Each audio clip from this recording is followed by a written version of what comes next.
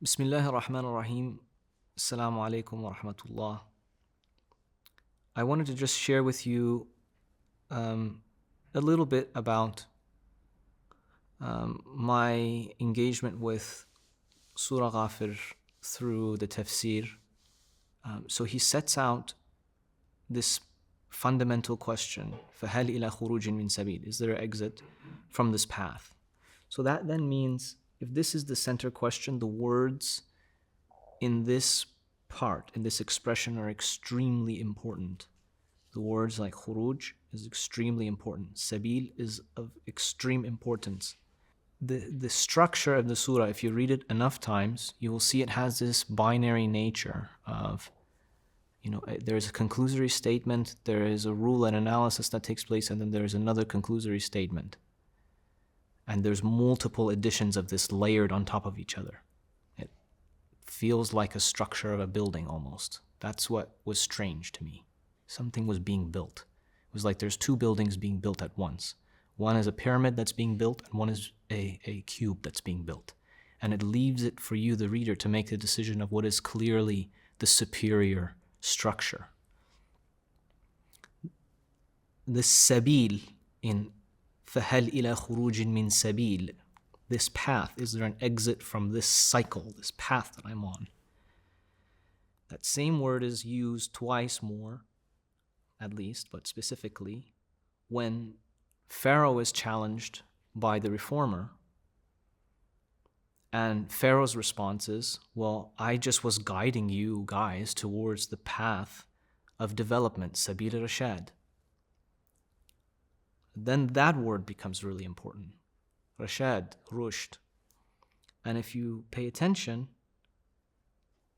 rushd and the similar words to rushd start showing up in the surah over and over again.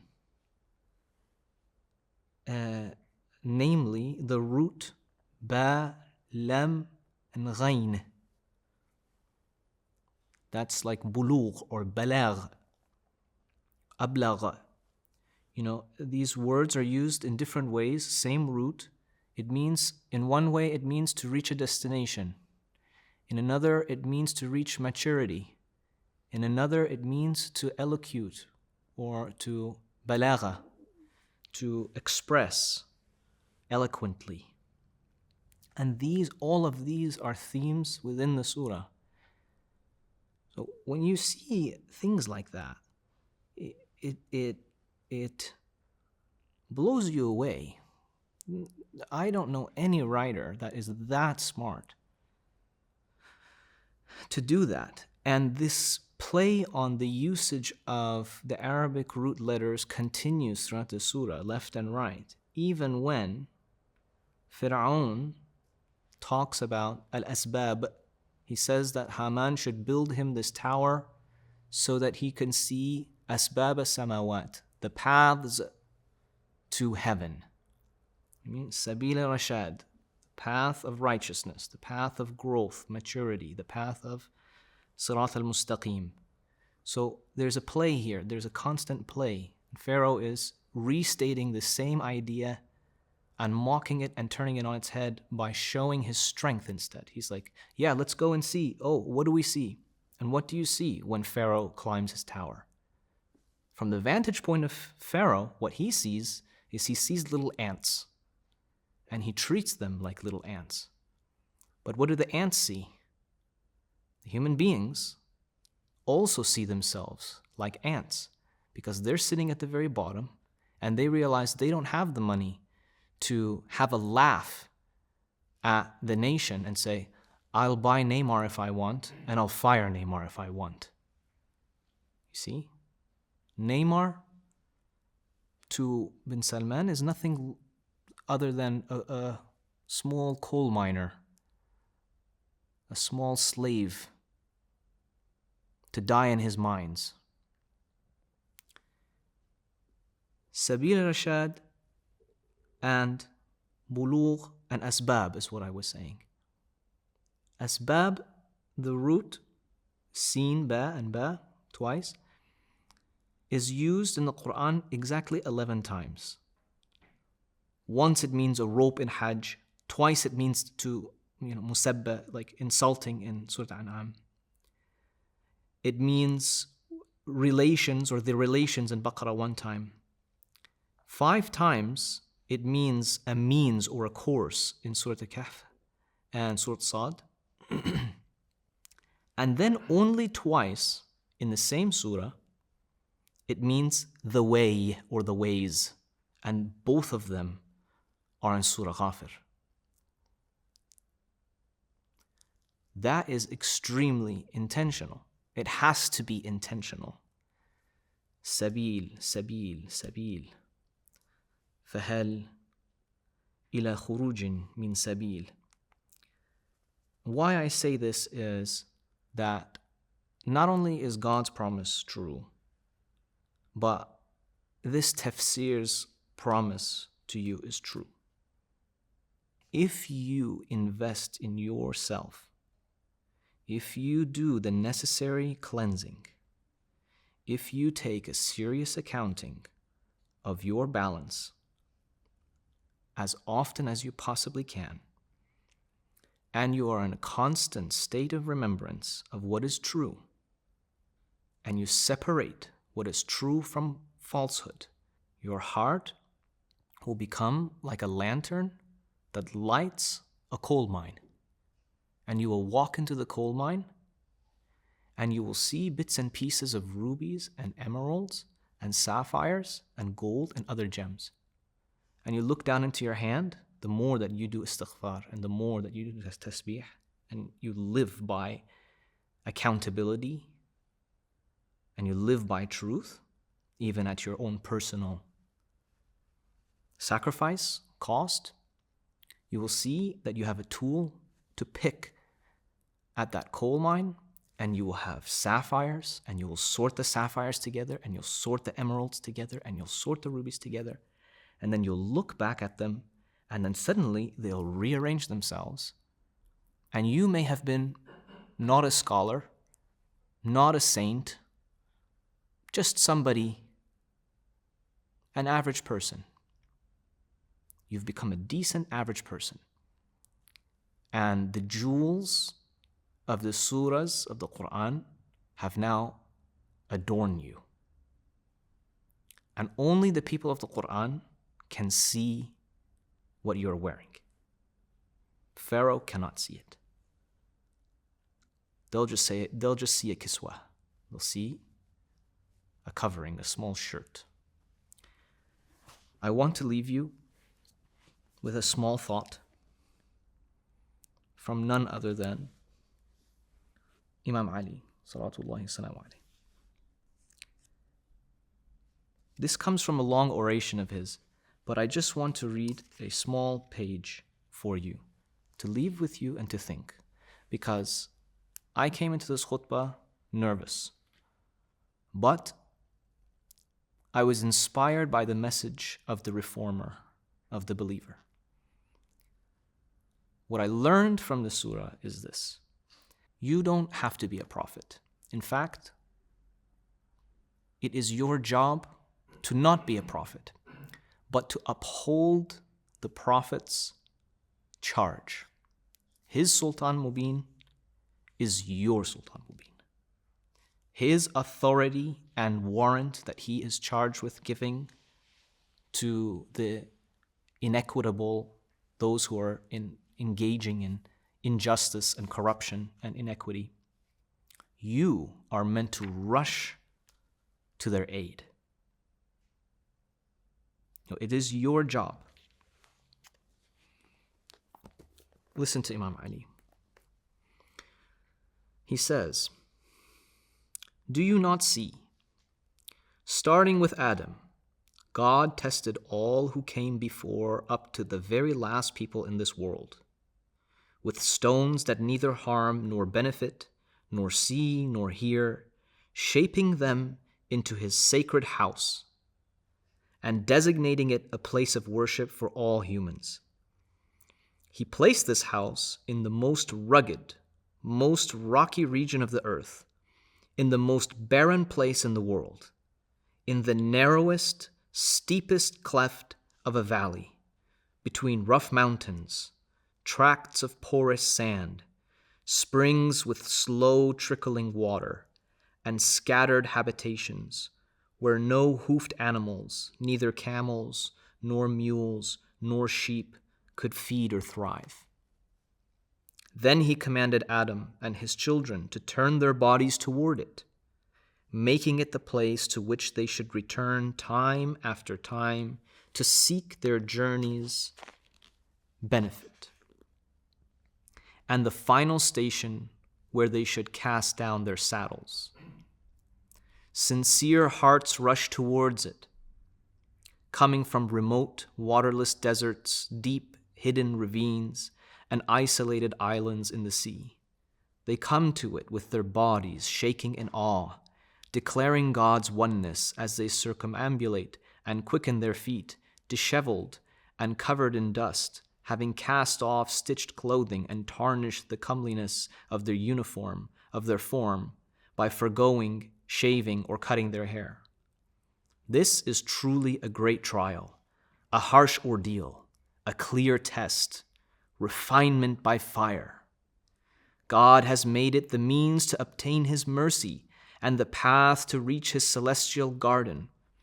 If He had placed His sacred house and sites of ceremonial rites amongst gardens and rivers and valleys and plains thick with trees and low-hanging fruits, densely packed with habitats, flourishing with sun-ripened wheat and bright green flower beds, with expansive pastures and well-watered plains, with freshly sprouted grain and well-worn paths, all this would have decreased the value of the reward, in keeping with the ease of the trial.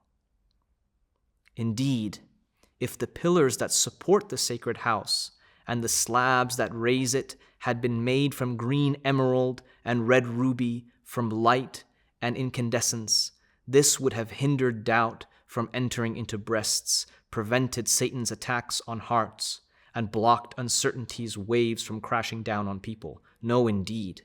God tests His servants with many kinds of hardship, urges them to worship Him through many types of privation, and afflicts them with many different sufferings in order to remove pride from their hearts and instill humility in their souls. These trials act as doors that open wide towards His generosity, as docile mounts that carry their riders towards His forgiveness. Fear God, people, fear God, and beware the imminent penalties of treachery, the unwholesome end of oppression, and the terrible outcome of pride. Pride is Iblis's greatest snare and his principal scheme. He infiltrates men's hearts with its deadly poison. It is never ineffectual, and it misses no one, not the learned man with his knowledge, nor the beggar with his rags. I don't think that it needs a lot of comment. But listen to how this early Muslim understands the Kaaba and the point of the Kaaba.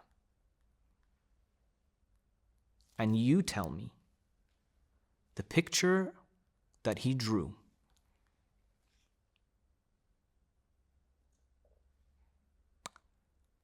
is the Kaaba as Ali described,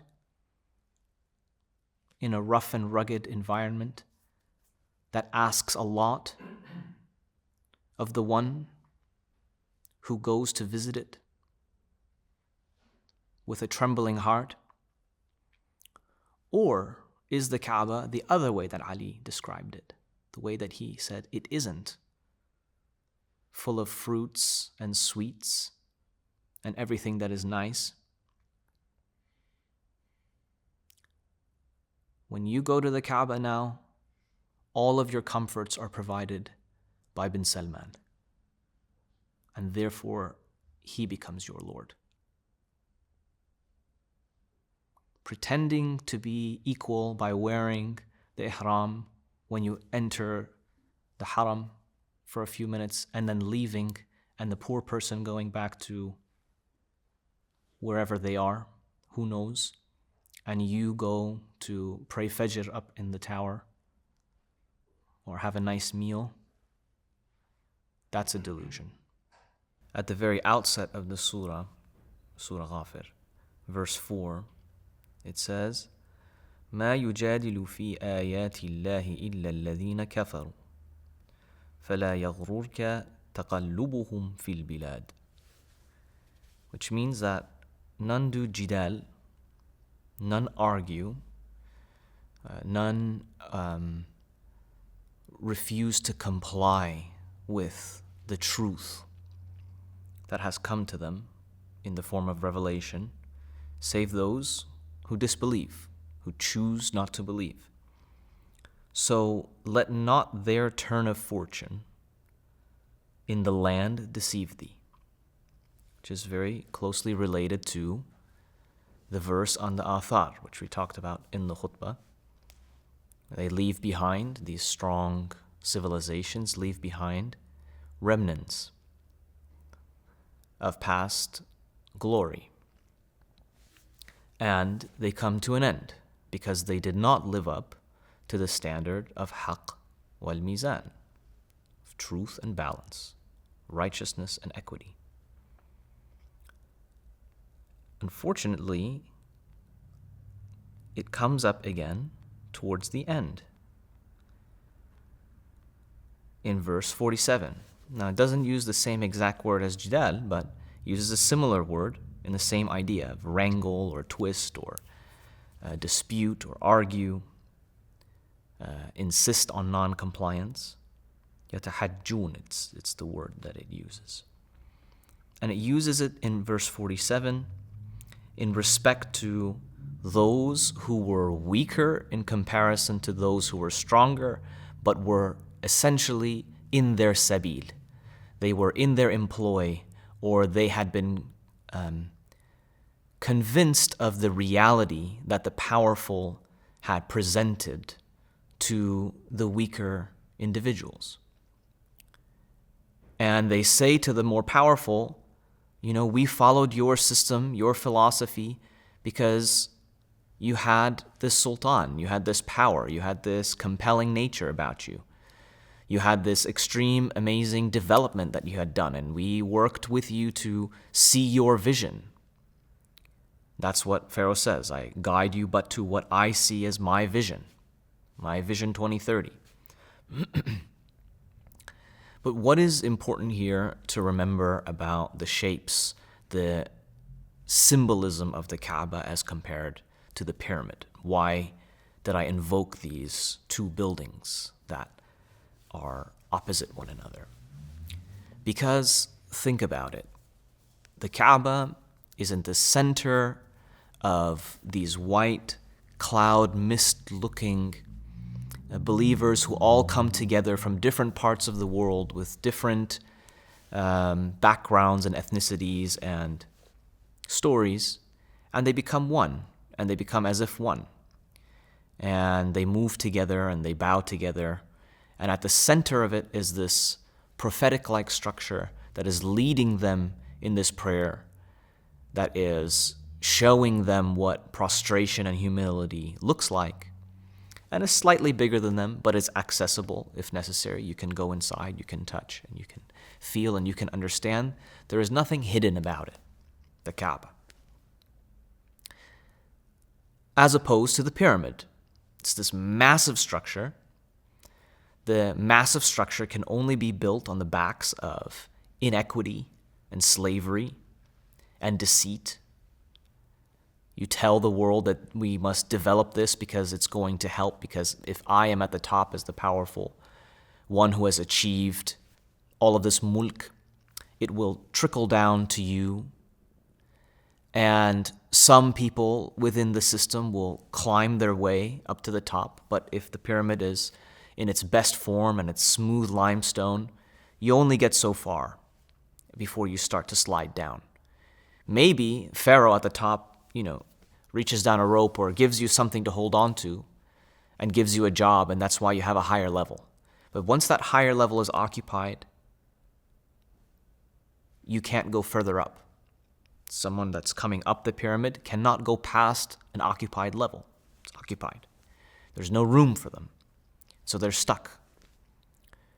And that leaves the people who did the hardest work, the slave manual labor that it took to build this vision of progress, are at the very bottom. And eventually, it will come crashing down. It will crumble. And that's what it says in verse 47. It invokes this image and this conversation, and the powerful say to those who were less powerful than them, on this day, we are all equal. Either you recognize in this life now, because God sent you this revelation and is peeling back the veil of time and explaining to you that in the future, you will come to know, even Pharaoh will come to know, that all are equal under God. But if you fail to understand this, then you will live your life as the foundation for Pharaoh's pyramid, and Pharaoh's pyramid will collapse on you, and then you will all be equal. Or you can choose to understand the truth that has been given to you in the form of the revelation, and accept the balance, and then the Kaaba is what you are building and you are preserving, because it is the ultimate structure and symbol of equality. So choose the Kaaba now before you are forced to recognize that the pyramid was always going to collapse. So what the surah is saying is, the choice is yours. You can choose Pharaoh's sabil of growth, of rushd, which is an inequitous one. It is one that is based on inequity. There's people that put their lives in danger, their families' lives in danger. They work, they die, they bleed, and they build this enormous structure to the benefit of those who are higher up on the pyramid. And they have no hopes of ever really attaining the fruits. Maybe they're getting small scraps, and they think that those small scraps are privilege, as actually happens in Surah Al-Baqarah. But in the Kaaba sense, you have a bunch of people who have decided to put all of their differences to the side to become a single body, a single heart, a single soul that move in the same direction, that all know equity, and they all know truth. They don't act deceptively. So when that symbol is surrounded by the symbols of inequity, there's a big problem. Because it means that you are not plugged into the Kaaba for most of the time that you are on Hajj or Umrah. You are plugged in to this greater reality. What's supposed to happen at the Kaaba is it's supposed to enlighten your heart to realize that you take the Kaaba with you, back on your sabil, back home. This essence of truth and equity and responsibility and balance, you take with you. But what happens when you surround this world that is full of inequity and deception? What happens if you put that exactly on the outskirts of the haram? You don't even have time to reintegrate back into society. You are immediately wiped of this truth and responsibility towards establishing the balance that you received, that you learned about in the Kaaba, and it's gone. So you have this fleeting moment of experience, spiritual awakening, spiritual realization. What happens is that your efforts go towards serving the purpose of Pharaoh and not the purpose of God.